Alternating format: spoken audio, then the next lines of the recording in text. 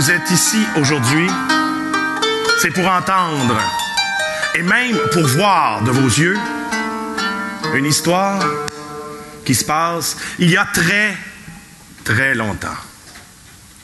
On est en 1890, au 19e siècle. Ça fait 130 quelques années. Et puis il a entendu parler, Ali, d'un continent merveilleux. Un continent qu'on appelle l'Amérique. Il réfléchit, Ali. Partir ou rester? Partir ou rester? Est-ce que vous connaissez ça, la ville qui s'appelle Montréal? Oui! Son cousin, il lui explique que là-bas, à Montréal, il y a des anglophones, il y a des francophones, et il y a aussi des gens qui viennent d'un peu partout dans le monde. Et il y aura même là-bas tout plein de Libanais qui sont installés là. Il est très, très long le voyage qui mène du Liban jusqu'au Canada.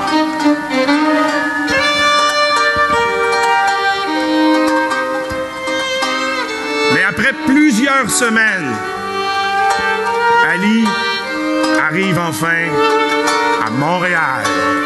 Quel spectacle de voir le port, pas encore vieux, qui grouille d'activité, et puis qu'en même temps se trouve si loin de la mer que ça.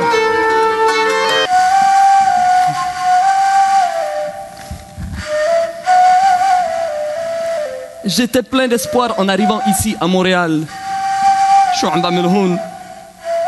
Mais je me rends compte que c'est beaucoup plus difficile que je ne l'imaginais. Mais jamais je ne reviendrai en arrière. Non, jamais je ne retournerai au Liban. Qu'est-ce que je dirais à mes oncles? Qu'est-ce que je dirais à mes amis? Ya Allah, d'autres que moi sont venus ici et ont réussi. Je les vois là-bas sur la rue Notre-Dame avec leurs restaurants et leurs commerces. Il y a Jean, il y a Ahmed, il y a Youssouf, il y a Georges.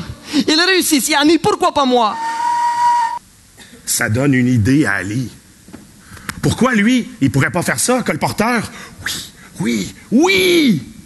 Il se voit déjà, Ali, arpenter la campagne pour aller de ferme en ferme, proposer aux dames et aux messieurs les marchandises de bonne qualité et à bon prix qui leur feraient envie. Il serait lui aussi, Ali, un magasin voyageur, un colporteur. Vous savez ce que c'est? Non. Moi non plus, j'ai aucune idée. Mais j'ai beaucoup les tissus. Vous voulez voir les tissus? Regardez, ça c'est du bon tissu. Résistant, qui ferait de très belles culottes. Ou un tapis, comme vous voulez. Et celui-ci, idéal pour les robes des demoiselles. Très intéressant tout ça. Qu'en pensez-vous? Tenez, je vais vous en prendre 3 verges de chaque. Très bien. Puis donnez-moi donc. Avez-vous des boutons? Bien sûr. OK. 12 boutons. Puis des aiguilles. Ouais, du fil, j'en ai en masse. Fait que ça fait combien tout ça? Alors pour vous, madame, un bon prix d'amis, bien entendu, ça sera 10 piastres. Oh! Un prix d'amis! J'ai jamais eu un ami qui me coûtait aussi cher. Non, ça vaut pas plus qu'une piastre, tout ça, là. Chou, 1 piastre? Les Canadiennes françaises ne rigolent pas, hein? Vraiment, madame, 1 piastre, cela n'est pas possible. Mais bon, vous êtes ma première cliente aujourd'hui. Je peux vous le faire à 8 piastres. 3. Pas plus. 7 piastres, mais c'est mon dernier prix. 4. S'il vous plaît, au moins 6. 7. 2. 8. 1. Voilà. 5 piastres. Oh là là là, je viens de faire une très bonne affaire. Ouais, il est pas trop cher, hein, ce colporteur-là. J'ai fait une bien bonne affaire. Je vous présente ma plus vieille, ma princesse. C'est comme ça, moi, que je l'appelle. Mais les autres, ils l'appellent Alice. Alice, Ali, Alice. Assoyons-nous. Là, il faut s'accrocher, parce que les tempêtes sont si fortes qu'elles menacent de vous envoyer par-dessus bord. Et les vagues sont si hautes que quand on arrive dans le creux de la vague, on ne voit plus la lumière du jour pendant plusieurs minutes. Quand enfin le calme et le beau temps reviennent, là, c'est des pirates qu'il faut se méfier. 10 fois en une semaine, ils ont essayé d'aborder notre bateau. Mais heureusement que nous avions un bon capitaine. Puis quand enfin on arrive en Angleterre, il faut prendre un autre bateau et traverser tout l'océan Atlantique pour venir jusqu'au Canada. Et là, les tempêtes sont 2 fois plus grosses et les pirates 2 fois plus méchants. Ça, ma fille, ça c'est de l'arabe, ça.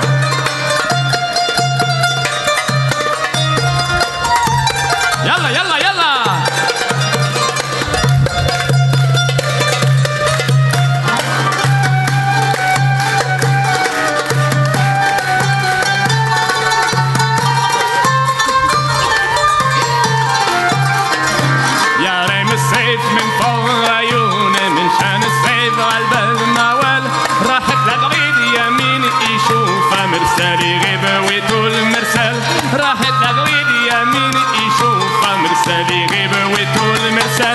Allez, bravo!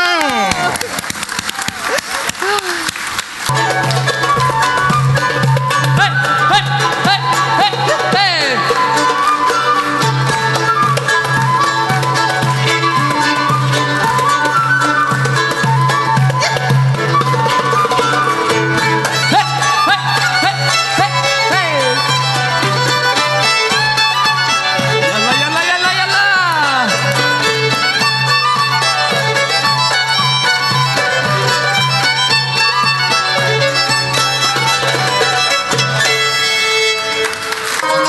Elle était emportée par le courant comme ça. Elle risquait de se noyer. Pauvre elle. Au même moment, Ali, qui errait lui aussi comme une âme en peine, est arrivé sur le bord de la rivière et a entendu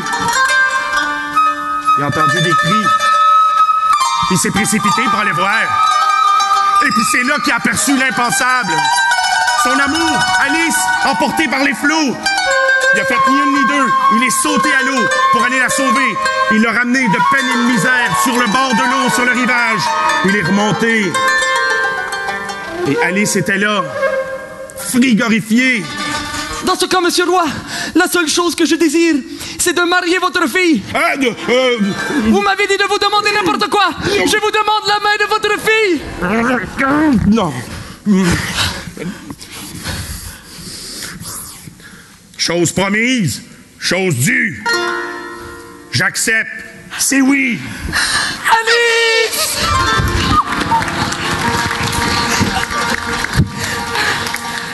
Il a compris, monsieur Roy. Il a compris que c'était possible de dire oui.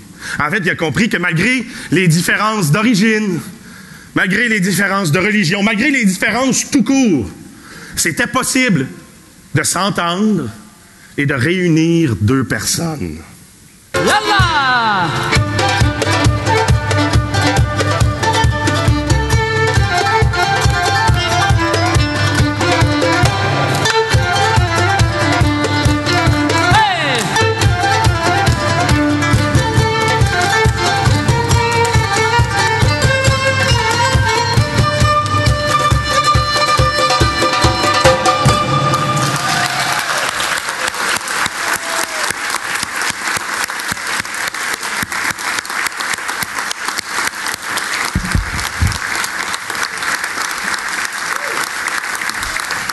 C'était Ali au pays d'Alice.